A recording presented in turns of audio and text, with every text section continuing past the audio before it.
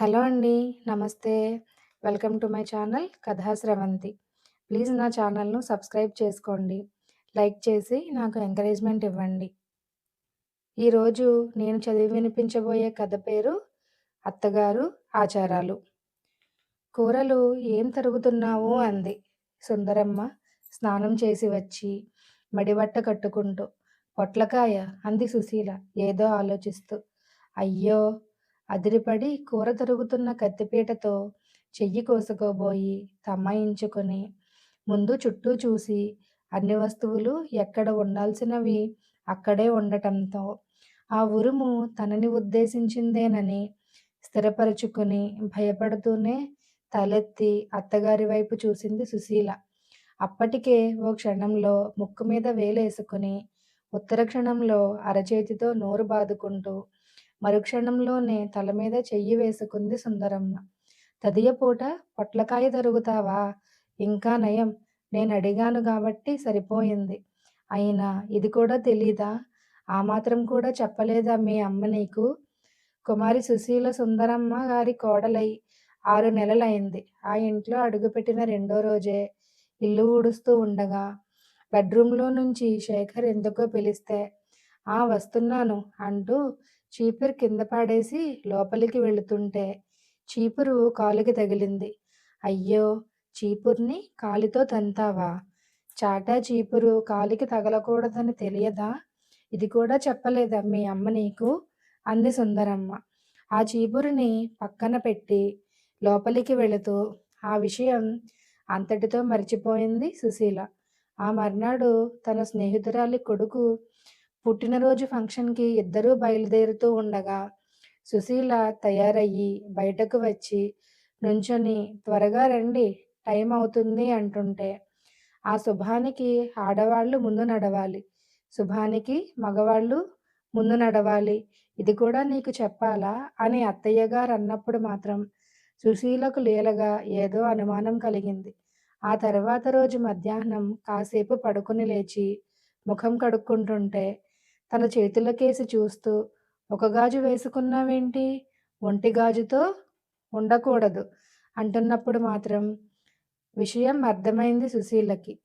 ఆ రోజు నుంచి ఈ రోజు దాకా ప్రతిరోజు ఆవకాయ నుంచి ఆనపకాయ దాకా ఏదో విషయంలో సుశీల అత్తగారికి దొరికిపోతుంది.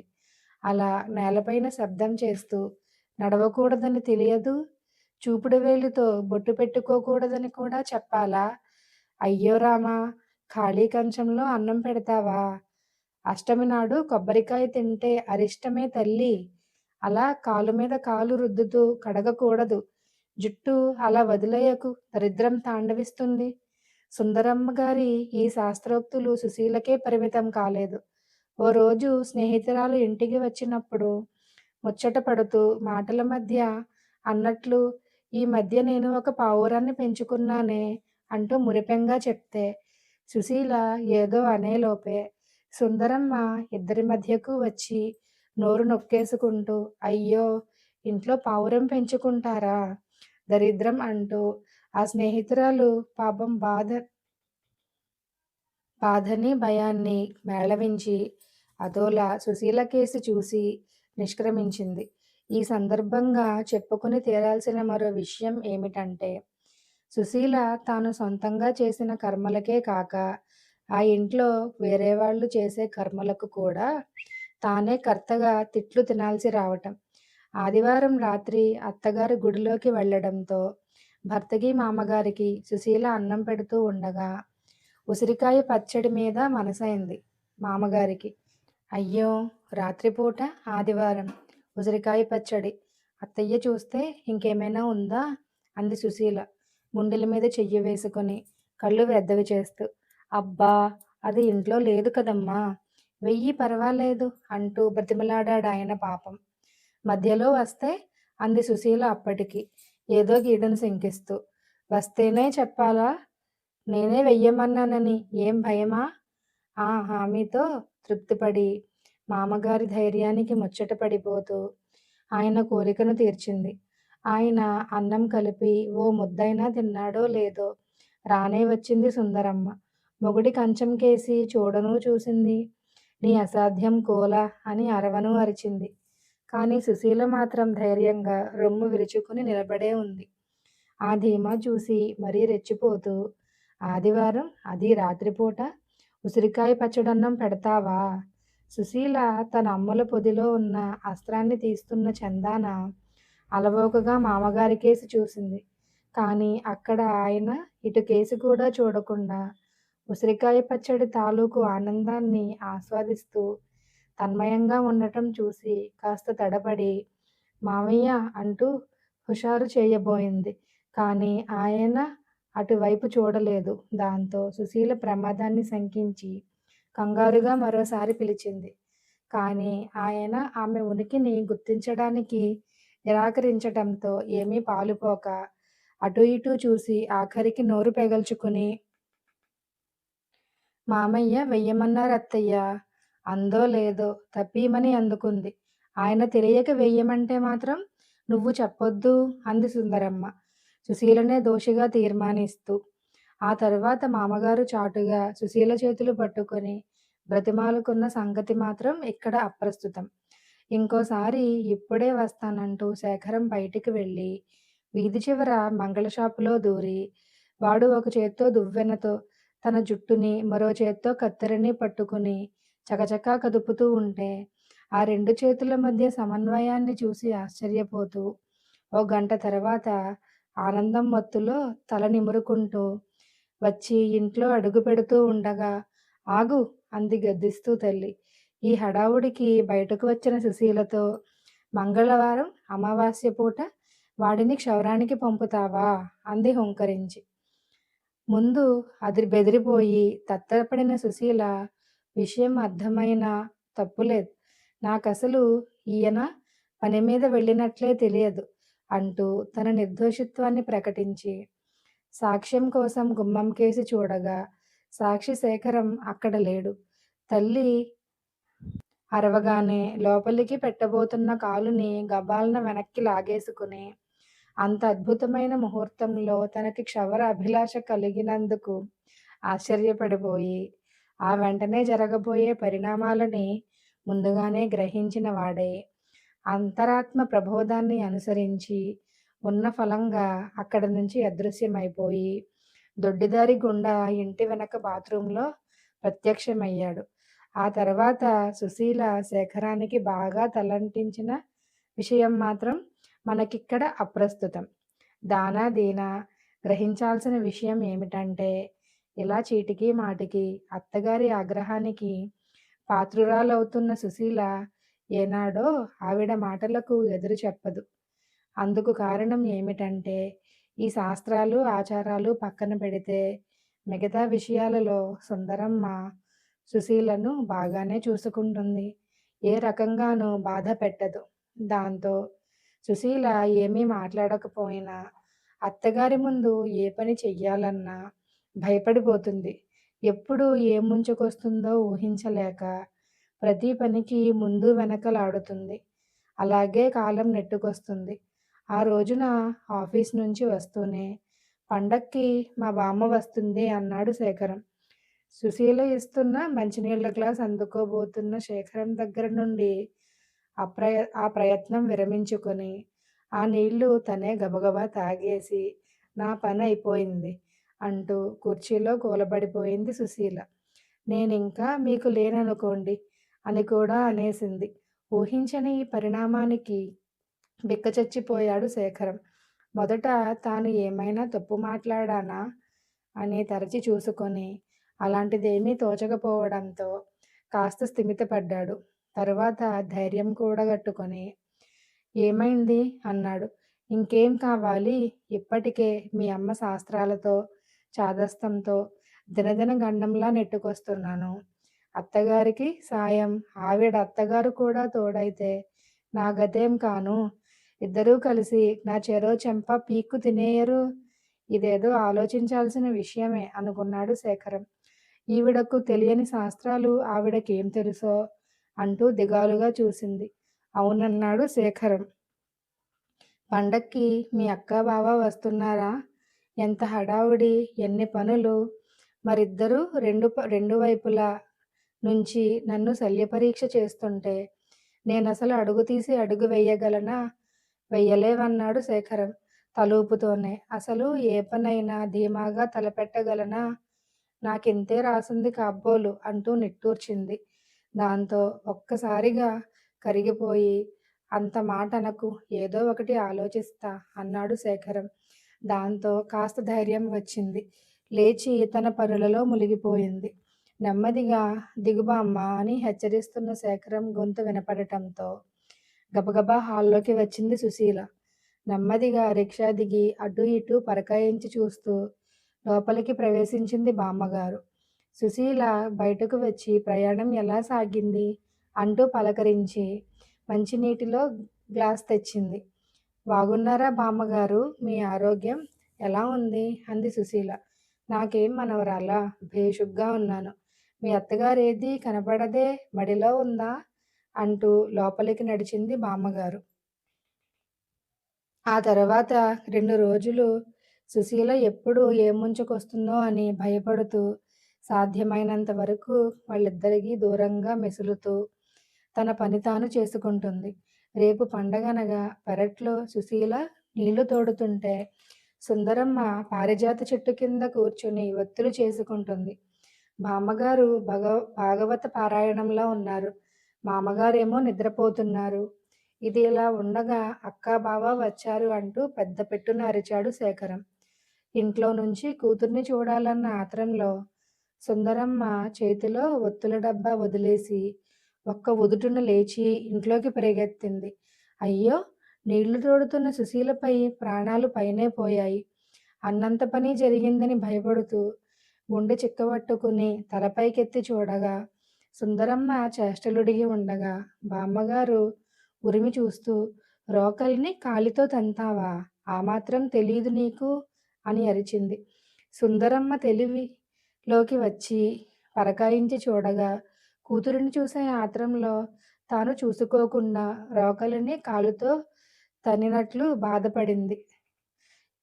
ఇటు చూసేసరికి అంతకు ముందే వినపడిన ఆర్తనాదం తనను ఉద్దేశించిన తన అత్తగారు చేసింది కాదని, తన అత్తగారిని ఉద్దేశించి ఆవిడ అత్తగారు చేసిందని గుర్తించిన సుశీల ఆనంద అతిశయంతో ఒళ్ళు పొంగగా చేతిలోని చేదని నూతిలో వదిలేయబోయి అరక్షణంలో అందిపుచ్చుకొని తిరిగి తన పనిలో మునిగిపోయినట్లుగా నటిస్తూ ఓరకంట అటే చూస్తుంది. దాంతో ఒళ్ళు భగభగ మండిపోగా ఈ పరాభవం దీని ముందే జరగాల అని గింజుకుంటుంది. సుందరమ్మ పెరట్లో ఉన్నారంటే అమ్మ అంటూ లోపల నుంచి కూతురు గొంతు వినపడటంతో ఇక ఆగలేక ముఖం ఇటు తిప్పుకోకుండానే చూసుకోలేదు అత్తయ్య అంటూ ఒక్క గంతులో వంటింట్లోకి ఎగిరిపోయింది. ఆ మర్నాడు పొద్దున్నే లోపల వంటింట్లో సుందరమ్మ సుశీల పండగ వంటలు పిండి వంటలు హడావిడిలో ఉండగా బామ్మగారు హాల్లో భగవద్గీత పారాయణంలో ఉంది. శేఖరం వాళ్ళ బావగారు ఇద్దరు పేకాట ఆడుకుంటున్నారు. మామగారు టీవీ చూస్తున్నారు. సుందరమ్మ కూతురు మాత్రం ఈజీ చైర్లో కూర్చుని విలాసంగా కాళ్ళు ఊపుతూ ఏదో నవల చదువుకుంటుంది. చూసి చూసి హఠాత్తుగా అదేమిటే మనవరాలా, ఆడపిల్ల కాలాడిస్తే పుట్టింటికి దరిద్రం, మీ అమ్మ నీకు ఈ మాత్రం విషయం కూడా చెప్పలేదు అంది బామ్మగారు. వంటింట్లో సుందరమ్మకి సుశీలకి అది వినపడనట్లే నటించారు. రాక రాక నా కూతురు నా ఇంటికి వస్తే దాన్ని ప్రశాంతంగా ఉండనిచ్చేలా లేదు ఈవిడ అనుకుని పళ్ళు కొరుక్కుంది సుందరమ్మ. 12 దాటుతూ ఉండగా వంటింట్లోకి వచ్చి వంటైపోయిందా అమ్మా, ఆయనకి ఈ పాటికి తినేయటం అలవాటు, ఆకలేస్తుందో ఏమో పాపం అంది సుందరమ్మ కూతురు. అయిపోయింది, ఇంకో 10 నిమిషాల్లో వడ్డించేస్తా అంటూ హడావుడి పడింది. ఇంతకీ ఏం వండావే? మామిడికాయ పప్పు, వంకాయలో కొత్తిమీర కారం పెట్టి వండాను. అయ్యో, వంకాయ ఆయన తినడు కదే కళ్ళు పెద్దవి చేసి చేతిలో గరిట కిందకి వదిలేస్తూ. మరి చెప్పలేదేమే, ఇప్పుడెలా అంది సుందరమ్మ కంగారుగా. పోనీవే, మిగతా వాటితో తింటారులే. ఆ మాటతో సుందరమ్మ ప్రాణం విలవిలలాడిపోయింది. ఇంకా నయం, పండగ పూట ఇంటి అల్లుడికి కూర లేకుండా అన్నం పెడతానా? ఆయనకేమిష్టమో చెప్పు, ఎంతసేపు? 2 నిమిషాల్లో వండేస్తా అంది. అరటికాయ అంటే ప్రాణం ఇచ్చేస్తారాయన అంది కూతురు. మరింకేం అంటూ సుశీల ఆ కూరల బుట్టలో 2 అరటికాయలు తీసి తరుగు అంది సుందరమ్మ. మరో ఆలోచన లేకుండా ఒక అరగంట పోయాక విస్తరు లేచాను. భోజనానికి వచ్చేయండి అని అరిచింది సుందరమ్మ. అంతా వచ్చి కూర్చుంటూ ఉండగా, నేను వడ్డిస్తాను, నువ్వెళ్ళి ఆ పాయసం సంగతి చూడు అని సుశీలకు పని పురమాయించింది. తను వడ్డనకు ఉపక్రమిస్తూ ఉండగా, ఇదే మురిపెమే తల్లీ అని అరిచింది మా అమ్మగారు. కూర్చోబోతున్న వాళ్ళంతా ఏమైందోనని భయపడుతూ అలాగే ఉండిపోయారు. తలలేని ఆకు చర్మంతో సమానం అని తెలియదా? చూసి చూసి ఈ ఆకేస్తావా అంది ఎదురుగా ఉన్న విస్తరిని చూపిస్తూ. బామ్మగారు తల కొట్టేసినట్టుగా అయింది సుందరమ్మకి. ఏదో హడావిడిలో చూసుకోలేదంటూ అది తీసేసి వేరే విస్తరి వేసింది. లోపల మాత్రం ఈ పండగ అయ్యేదాకా నన్ను బ్రతకనిచ్చేటట్లుగా లేదు ఈవిడ అని గింజుకుంది.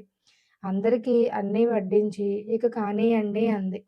అంతా తినటానికి ఉపక్రమిస్తూ ఉండగా అల్లుడి ఆకులో ఉన్న వేరే రకం పదార్థం చూసి అదేమిటి అంది బామ్మగారు. అల్లుడు గారు వంకాయ తినరు, అందుకే అరటికాయ వండాను అంది సుందరమ్మ. అంతే. నోట్లో పెట్టుకోబోతున్న ముద్ద విస్తరలోకి వదిలేసి దిగ్గున లేచిపోయింది బామ్మగారు. మళ్ళీ ఏదో ముంచుకొచ్చింది అనుకుంది సుందరమ్మ. అంతా తినటం ఆపేశారు, పెద్ద చిన్న లేకుండా. పంక్తిలో పక్షపాతం చూపిస్తావా అంటూ విసవిస పెరట్లోకి వెళ్ళిపోయింది. సుందరమ్మకి నోట మాట రాలేదు. అవును సుమా, ఎంత పని జరిగిపోయింది. అసలు ఆ కంగారులో తనకి ఆ విషయం తోచలేదు. అందరికీ తలా ఒక ముక్క పడేస్తే సరిపోయేది. అవునత్తయ్య, ఏదో బుద్ధి తక్కువై మరిచిపోయాం. దానికే రాద్ధాంతం చెయ్యాలా అనుకుంటూ చుట్టూ చూసేసరికి ఓ పక్క కడుపులో పరిగెడుతున్న ఎలుకలు, మరో పక్క ఎదురుగా విస్తరలో ఊరిస్తున్న పిండి వంటలు. కానీ తినాలో తినకూడదో తెలియని దుస్థితి. ఇలా అయోమయంలో కొట్టుమిట్టాడుతూ దీనంగా చూస్తున్నారంతా.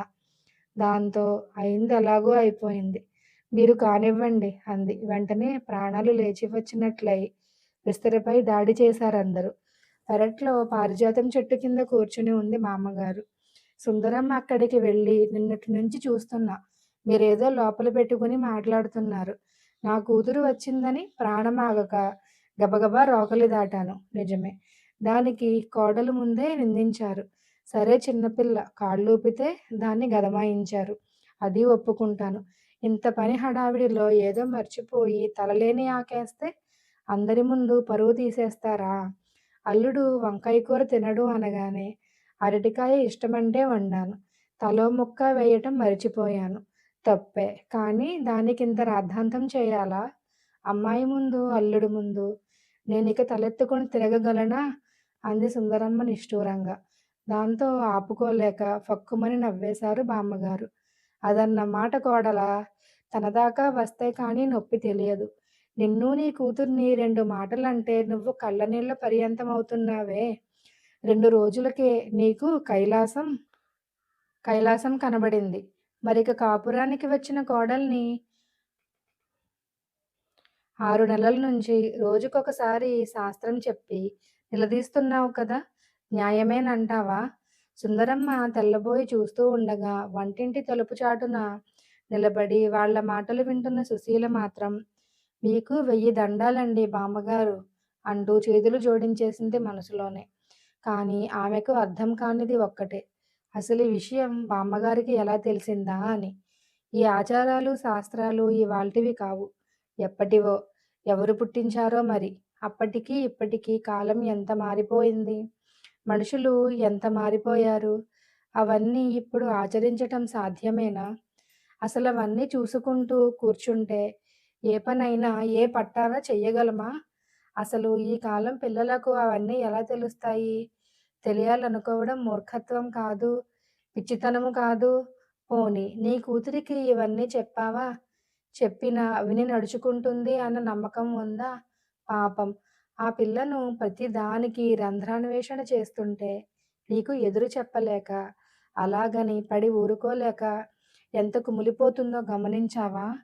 అసల నీ కళ్ళ ముందు తిరగటానికి ఎంత భయపడిపోతుందో ఆలోచించావా? ఏ క్షణంలో నువ్వు ఏమంటావో తెలియక, ఏ పని మనసు పెట్టు చెయ్యలేక ఎంత సతమతమైపోతోందో. ఏమైనా కనిపెట్టావా? నువ్వు నీ కూతుర్ని ఎలా చూస్తున్నావో, దాన్ని అలాగే చూస్తావని నాకు తెలుసు. కానీ నువ్విలా అనాలోచితంగా, చులకనగా అంటున్న మాటలు దాని మనసును విరిచేస్తే, దానికి నీ పైన ప్రేమ ఉంటుందా?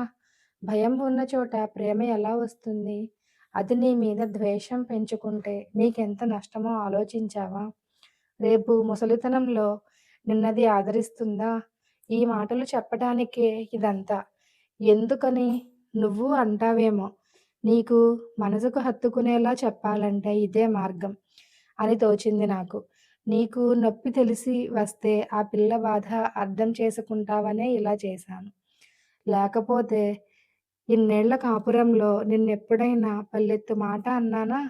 తప్పైతే క్షమించమంటూ ఉండగా, అంత మాట అనకండి అత్తయ్య చేతులు పట్టేసుకుంది సుందరమ్మ.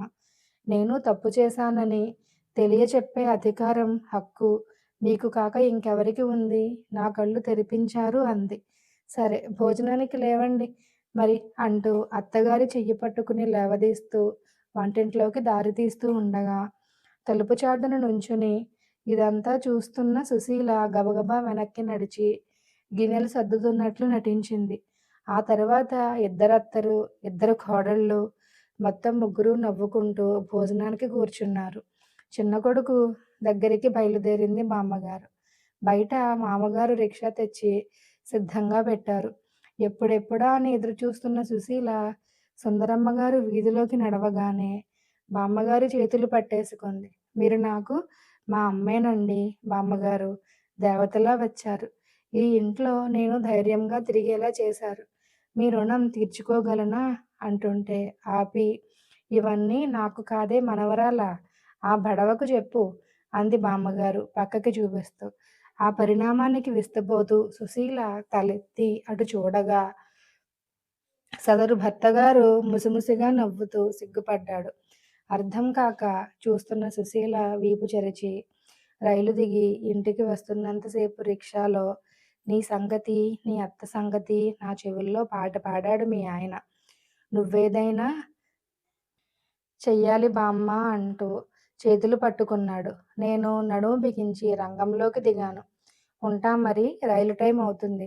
మరి ఎప్పుడైనా మాట్లాడుకుందాం అంటూ మెట్లు దిగింది బామ్మగారు. హాల్లో శేఖరం, సుశీల మిగిలారు. చెప్పారు కాదే అంది సుశీల. ఏదో ఒకటి ఆలోచిస్తానని ఆ రోజు చెప్పలేదా అన్నాడు నవ్వుతూ. ఆమె చేతులు చాపింది. అతని ముందుకు వచ్చి ఇద్దరూ ఒకరి కౌగిలిలో ఒకరు ఒదిగిపోయారు. అలా ఎంతసేపు ఉండిపోయారో తెలియదు.